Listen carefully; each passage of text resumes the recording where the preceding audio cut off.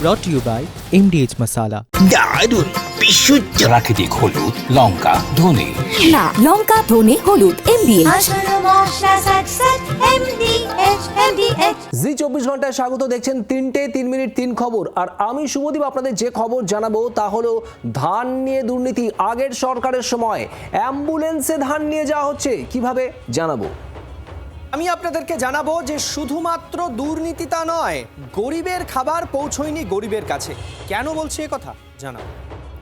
আর এই যে এত বড় দুর্নীতি হলো, বর্তমান খাদ্যমন্ত্রী কি বলছেন, কি পদক্ষেপ করা হবে, আমি নীলাঞ্জনা জানাবো আপনাদের। যাবতীয় তথ্য উঠে আসছে ক্যাগের রিপোর্টে। কখনো শুনেছেন অ্যাম্বুলেন্সে নিয়ে যাওয়া হচ্ছে ধান, কিংবা অটোয় নিয়ে যাওয়া হচ্ছে ধান?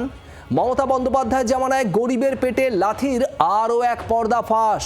দিনভর আমরা যে খবর দেখাচ্ছি, ক্যাগ রিপোর্টে ছত্রে ছত্রে এই দুর্নীতিরই কথার উল্লেখ।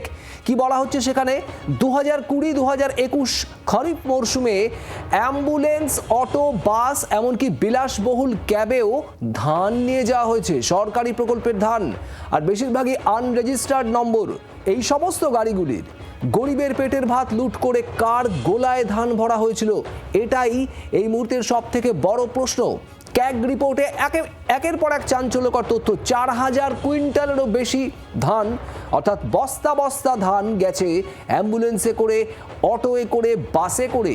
এভাবে কি সরকারি প্রকল্পের ধান যায়? কেউ কোথাও কোনো দিন দেখেছেন? তাহলে এই ধান কোথায়, কোন মানুষের খাজানা ভর্তি করেছিল? গরিবের পেটের ভাত এই ধান কেড়ে নিয়ে কোথায় নিয়ে যাওয়া হয়েছিল? কারা লাভবান হয়েছিলেন? প্রশ্ন উঠছে।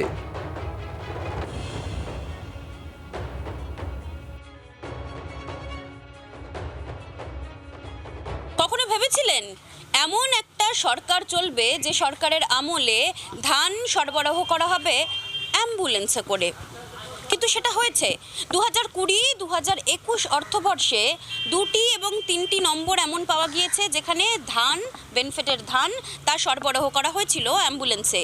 2020-2021 অর্থবর্ষের ক্যাগ রিপোর্ট বলছে 4211 কুইন্টালেরও বেশি ধান অরেজিস্টার্ড, অর্থাৎ যেগুলোর কোনো নিবন্ধকরণই ছিল না, রেজিস্ট্রেশন ছিল না, বৈধতা ছিল না, এমন যানবাহন দ্বারা পাচার করা হয়েছিল। তার মধ্যে বেশিরভাগ অ্যাম্বুলেন্স, বেশিরভাগ বিলাসবহুল ক্যাব, এমনকি বাসের নম্বরও রয়েছে। ব্যবহার করা হয়েছিল ভুয়ো ডুপ্লিকেট নাম্বার। স্বাভাবিকভাবেই প্রশ্ন উঠছে, এই বিপুল পরিমাণ ধান কোথায় গেল? কার কাছে পাঠানো হয়েছিল এই বিপুল পরিমাণ ধান? যেখানে 19টি গাড়ির এমন নম্বরের হদিশ মিলেছে, ক্যাগের রিপোর্ট বলছে সেখানে 9টি গাড়ির নম্বরের কোনো হদিশই মিলছে না, আর যেগুলোর হদিশ মিলছে তা অ্যাম্বুলেন্স। জি 24 ঘন্টার জন্য ক্যামেরায় নবীনের সঙ্গে মৌমিতা চক্রবর্তী, কলকাতা। কুইন্টাল কুইন্টাল ধান অ্যাম্বুলেন্সে করে, অটোয়ে করে কোথায় গেল? আর এর পাশাপাশি আরো চাঞ্চল্যকর তথ্য, গোডাউনেও নষ্ট হয়েছে কুইন্টাল কুইন্টাল শস্য। সৈকত জানাবে আপনাদের। একদমই তাই শুভ, কারণ আমরা যে ছবি ইতিমধ্যেই সামনে পাচ্ছি, যে তথ্য, বিস্ফোরক তথ্য সামনে হতে আসছে, যে শুধু দুর্নীতি নয়, একেবারে গরিবের মুখের গ্রাস নষ্ট হয়েছে পড়ে থেকে। আমরা এমন ছবি অনেক দেখেছি যেখানে সাধারণ মানুষ খেতে পাচ্ছিলেন না, দারিদ্রতার চূড়ান্ত সীমায় পৌঁছেছিলেন। কিন্তু যে তথ্য রিপোর্টে উঠে আসছে তাতে দেখা যাচ্ছে প্রায় 1,34,00,000 টাকার ধান, গম, চিনি, সেগুলো সমস্ত গোডাউনে পড়ে থেকে নষ্ট হয়েছে। শুধু তাই নয়, বেসরকারি একটি সংস্থা যাকে 2018 সালেই একেবারে কালো তালিকাভুক্ত করা হয়েছিল তার এই কর্মকাণ্ডের জন্য, এবং শুধু তাকে সেখানেই থেমে থাকেনি সরকার, তারপর তার বিরুদ্ধে পদক্ষেপ করা হয়েছিল, ফাইন করা হয়েছিল, কিন্তু সেই ফাইনও সেই অভিযুক্ত সংস্থা দেয়নি। কিন্তু তারপর 1 বছরের মধ্যে সেই অভিযুক্ত সংস্থাকে আবারও বরাদ দেয় সরকার। ফলে সরকার যে শুধু গরিবের মুখের গ্রাস কেড়ে নিয়েছে তা নয়, বরং দুর্নীতিকে কোথাও একটা একেবারে আরও সরলীকরণ করতে অভিযুক্ত সংস্থাকেই বারবার বেছে নিয়েছে সরকার। সেই তথ্য সামনে আসছে।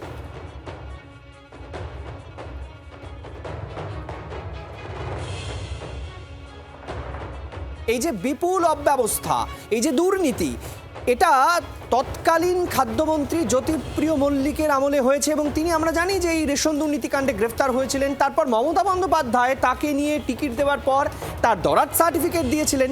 আজ যখন এত দুর্নীতি সামনে আসছে তখন বর্তমান খাদ্যমন্ত্রী তিনি কি বলছেন এই প্রসঙ্গে শুনুন। আগের সরকারের আমলে ব্যাপক লুটপাট, ক্যাগ রিপোর্ট, সেই রিপোর্টে ছত্রে ছত্রে তারই প্রমাণ পাওয়া যাচ্ছে। এর মধ্যেই বর্তমান খাদ্যমন্ত্রী তিনি কিন্তু কড়া পদক্ষেপের কথাই বলছেন, যে তার দফতরকে তিনি ইতিমধ্যেই নির্দেশ দিয়েছেন। জি24 ঘন্টাকে এমনটাই জানিয়েছেন বর্তমান খাদ্যমন্ত্রী অশোক কীর্তনিয়া। এরা লুটপাট করেছে।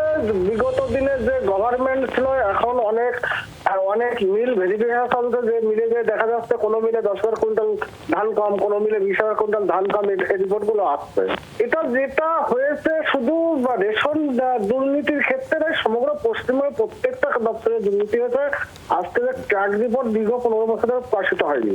আজকে গভর্নমেন্ট আইনের শাসন প্রতিষ্ঠিত হয়েছে, ট্র্যাক রিপোর্ট প্রকাশিত হচ্ছে। আস্তে আস্তে সব ডিপার্টমেন্টের এই দুর্নীতিগুলো পাট বেরোবে। পেডি প্রক্রিয়ারমেন্টের সবচেয়ে বড় দুর্নীতি বিগত গভর্নমেন্টের আমলে হয়েছে। অ্যাকচুয়ালি ফার্মাররা বেনিফিটেড হয়নি, বেনিফিটেড হয়েছে মিডিলম্যানরা, মধ্যস্বত্বভোগীরা। আজকে যেটা ক্যাগ রিপোর্টে প্রকাশিত হলো, এটা তো অভিযোগ হওয়ারই কথা ছিল, কারণ যেভাবে দুর্নীতিটা হয়েছে, ধান, চাল, অ্যাম্বুলেন্স বলুন, বাসে বলুন, লুটপাট হয়েছে আর কি। খাতায় কলমে প্রসিডিওরটা খাতায় কলমে করা হয়েছে, বাস্তবে চাষও বেনিফিটেড হয়নি, দপ্তরও বেনিফিটেড হয়নি। ক্যাগ রিপোর্টের উপর ভিত্তি করে তদন্ত হবে, এই আশ্বাস বর্তমান খাদ্যমন্ত্রী অশোক কীর্তনিয়া দিচ্ছেন। কিন্তু রাজনৈতিক মহলে এই যে আগের সরকারের আমলে এইভাবে এত দুর্নীতি হলো, গরিব মানুষের খাবার নিয়ে দুর্নীতি হলো, রাজনৈতিক মহল কি বলছে? তৃণমূল বিধায়ক কুনাল ঘোষের বক্তব্য শোনাবো সিপিএম নেতা সুজন চক্রবর্তী, কংগ্রেস নেতা অধীর রঞ্জন চৌধুরী। শুনুন কি বললেন তারা। যদি কোথাও কোনো অনিয়ম হয়ে থাকে, নিশ্চিতভাবে খাদ্যমন্ত্রীকে বলবো তদন্ত করুন। খাদ্যমন্ত্রী যদি মনে করেন, অশোক কীর্তনিয়া মহাশয়, খাদ্যমন্ত্রী যদি মনে করেন খাদ্য দফতরে অনিয়ম ছিল, দুর্নীতি ছিল, কেউ খারাপ কাজ করেছেন, তাহলে মুখে শুধু অনিয়ম, দুর্নীতি এই কথাগুলি বলবেন না, একদম অ্যাকশন নিন। দরকার হলে আগের মন্ত্রীদের বিরুদ্ধে অ্যাকশন নিন। ক্যাগ রিপোর্ট আসার আগে কি লেগে জানছিল না?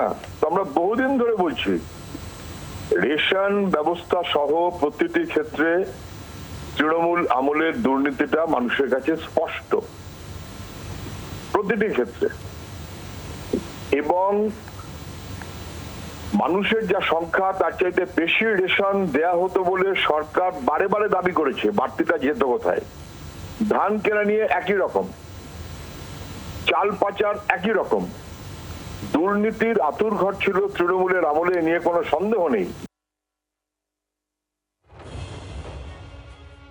ক্যাগ রিপোর্টের থেকে আরো ভয়ঙ্কর ভয়ঙ্কর তথ্য আসা উচিত ছিল। আমার মনে হয় ক্যাগ রিপোর্ট নিজে অনেক কৃপণতা করেছে, কারণ এখানটাই সব কাগজে কেনা বেচা হয়েছে। আপনি তো অ্যাম্বুলেন্সের কথা বললেন, যে অ্যাম্বুলেন্সে করে গেছে বা ভ্যানে করে গেছে, কাগজে কেনা বেচা, যে কাগজি হয়েছে, সব কাগজে খরিদ, কাগজে বেচা, এইসব হয়েছে। এবং এই সমস্ত যারা ওই যে মান্ডি, যেগুলো কৃষক মান্ডি যারা মাথা ছিল, তারা কোটা দিয়ে দিত তৃণমূলের নেতাদেরকে। তৃণমূলের নেতারা সে কোটা পেয়েছে বাজারে কৃষকদের কাছে। এবার রাজ্যে বিপর্যয় মোকাবিলায় নতুন বাহিনী, কোন বাহিনী কিভাবে কাজ করবে শুভদীপ জানাবে। একদমই, মুখ্যমন্ত্রী শুভেন্দু অধিকারী জানালেন রাজ্যে বিপর্যয় মোকাবিলায় নতুন বাহিনীর কথা, যার নাম অর্জুন বাহিনী। সেপ্টেম্বরে এর সূচনা করবেন মুখ্যমন্ত্রী শুভেন্দু অধিকারী। রাজ্যে সৈনিক বোর্ড থেকে নিয়োগ করা হচ্ছে, জানুয়ারি থেকে অগ্নিবীরদের নিয়োগ হবে। অর্জুন বাহিনীর সদস্যদের অত্যাধুনিক সরঞ্জাম দেওয়া হবে, এমনটাও জানালেন মুখ্যমন্ত্রী শুভেন্দু অধিকারী। বিপর্যয় মোকাবিলার কথা মাথায় রেখেই এই নতুন বাহিনী তৈরি করা হচ্ছে। পিয়ালি মিত্র আমাদের প্রতিনিধি রয়েছেন। পিয়ালি, এই অর্জুন বাহিনী সম্পর্কে ঠিক কি বললেন মুখ্যমন্ত্রী? দেখো, মুখ্যমন্ত্রী যেটা বললেন যে গার্ডেন রিচের ঘটনায় পুলিশ, এনডিআরএফ এর টিম তারা খুবই ভালো কাজ করেছিল, কিন্তু ওই ঘটনার পর তাদের যেটা মনে হয়েছে যে আরো একটা অত্যাধুনিক সরঞ্জাম যাদের কাছে রয়েছে, ইকুইপড এরকম একটা বাহিনী তৈরি করার জন্য, এবং সেই পরিকল্পনায় বাস্তবায়িত হতে চলেছে অর্জুন বাহিনী। সেটা তৈরি হবে এবং তার মধ্যে 200 জনের একটা ফোর্স থাকবে, এবং সেইখানে কিন্তু একেবারে সেই যে বাহিনী তাদের কাছে মডার্ন সমস্ত রকম ইকুইপমেন্ট থাকবে, এবং তারা এই কোনো ধরনের বড় যদি বিপর্যয় হয় সেই বিপর্যয় মোকাবিলায় যাতে তারা দ্রুত কাজ করতে পারে। এবং তার মধ্যে এই 200টা বাহিনীর যারা সদস্য হবে অর্জুন বাহিনীর, তারা আলাদা আলাদা করে 50 জন একটি জায়গায় সুন্দরবনে থাকবে, 50 জন আলাদা জায়গায়, এবং 100 জন পাহাড়ের দিকে থাকবে, এবং একেবারে এনডিআরএফ এর কায়দায় এই কিন্তু বাহিনী তৈরি হবে, এমনটাই জানিয়েছেন মুখ্যমন্ত্রী যে সেপ্টেম্বর মাসে এই যে অর্জুন বাহিনীর যে কাজ সেটা সূচনা করা হবে, সেটাও তিনি জানিয়েছেন। ধন্যবাদ পিয়ালি। শোনাবো এই প্রসঙ্গে মুখ্যমন্ত্রী শুভেন্দু অধিকারী কি বলেছেন। তারাতলার ইনসিডেন্টের পরে আমরা ডিজাস্টার ম্যানেজমেন্ট এবং সিভিল ডিফেন্স থেকে একটা বাহিনী তৈরি করার কথা বলেছিলাম, যাতে আমরা অগ্নিবীরদের নেব, যেহেতু অগ্নিবীরদের আমরা জানুয়ারির আগে পাচ্ছি না। এখন আমরা সৈনিক বোর্ডের কাছ থেকে 200 জন নিয়েছি, 100 জন থাকবে কলকাতাতে, 50 জন থাকবে হিল দার্জিলিংয়ে, আর 50 জন থাকবে সাগরে কাকদ্বীপ। যে কোনো ধরনের ডিজাস্টারের ক্ষেত্রে তারা কুইক রেসপন্স করতে পারবে উইথ মডার্ন ইকুইপমেন্টস। মুখ্যমন্ত্রী ঠিক কি বললেন এ বিষয়ে। অর্জুন বাহিনী আপাতত রাজ্য সৈনিক বোর্ডের থেকে 200 জনকে নিয়ে এই অর্জুন বাহিনী তৈরি করা হচ্ছে, পরে আরো অন্য জায়গা থেকেও যোগ দেবে, অগ্নিবীররাও যোগ দিতে পারেন এই অর্জুন বাহিনীতে, এমন কথাও বললেন মুখ্যমন্ত্রী। আরো কি জানিয়েছেন শুনুন। প্রচুর টাকা ভারত সরকার দিয়েছিলেন ডিজাস্টার ম্যানেজমেন্টে, আগের সরকার খরচ করেনি, আমরা সেগুলো দিয়ে নতুন করে তৈরি করছি। সেপ্টেম্বর মাসে তারা কাজে নামবেন, আমি লঞ্চিং করব এবং উদ্বোধন। এদিকে ভাঙড়ে আবারও ফের আরাবুল বনাম আইএসএফ, শুনুন সৈকতের কাছে। একদমই তাই শুভ, কারণ এটা অবাক হওয়ার মতো বিষয়। ভোটের আগে তিনি তৃণমূল কংগ্রেস ছেড়ে আইএসএফে এলেন, আর আইএসএফ ছাড়তেই আরাবুল ইসলাম তিনি আবার আইএসএফকে কাঠগড়ায় তুলছেন। তার গাড়িতে পোলের হাটের ওখানে ভাঙচুর করা হয়েছে এবং তার গাড়ি একেবারে টুকরো টুকরো করে দেওয়া হয়েছে। এই অভিযোগে তিনি কাঠগড়ায় তুলছেন কাকে? আইএসএফকে। শুধু তাই নয়, সেখানে ছড়িয়ে ছিটিয়ে রয়েছে তাজা বোমা, এমনটাও অভিযোগ রয়েছে, এবং সেই ছবিও আমরা দেখতে পাচ্ছি যেখানে ইতিমধ্যে বম্ব স্কোয়াড ঘটনাস্থলে পৌঁছেছে। সেখানে তাজা বোমা যেগুলো রয়েছে সেগুলোকে নিষ্ক্রিয় করার জন্য বম্ব স্কোয়াড পৌঁছেছে, সেই ছবি জি 24 ঘন্টা এক্সক্লুসিভ আমরা দেখাচ্ছি। আইএসএফ ছাড়তে আইএসএফ এর বিরুদ্ধে বিস্ফোরক আরাবুল ইসলাম। ভাঙড়ের পোলের হাটে ভাঙচুর করা হয় তাজা নেতার গাড়ি, এবং ইতিমধ্যেই আইএসএফ এর বিরুদ্ধে সুর চড়িয়েছেন আরাবুল ইসলাম। ভাঙড়ে ফের আরাবুল ভার্সেস আইএসএফ।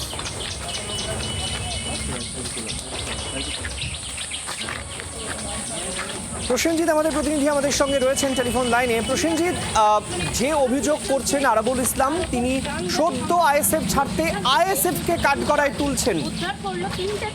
এবং সেটা কিন্তু আরাবুল প্রথম থেকে ঘটনার পরে থেকেই কিন্তু আইএসএফ এর উপরে কিন্তু দোষ চাপিয়েছেন, এবং সম্পূর্ণ এর পিছনে কিন্তু আইএসএফ এর কর্মী সমর্থকরা দায়ী, এটা কিন্তু আরাবুল ইসলাম জানিয়েছে। কেন গতকাল রাতে যখন বাড়ি থেকে ফেরেন তখন তার গাড়ির উপরে হামলা চালানো হয়, ইট দিয়ে গাড়ির কাঁচ ভাঙা হয়, পাশাপাশি তিনি আরো অভিযোগ করছেন যে বোমা মারা হয়েছে।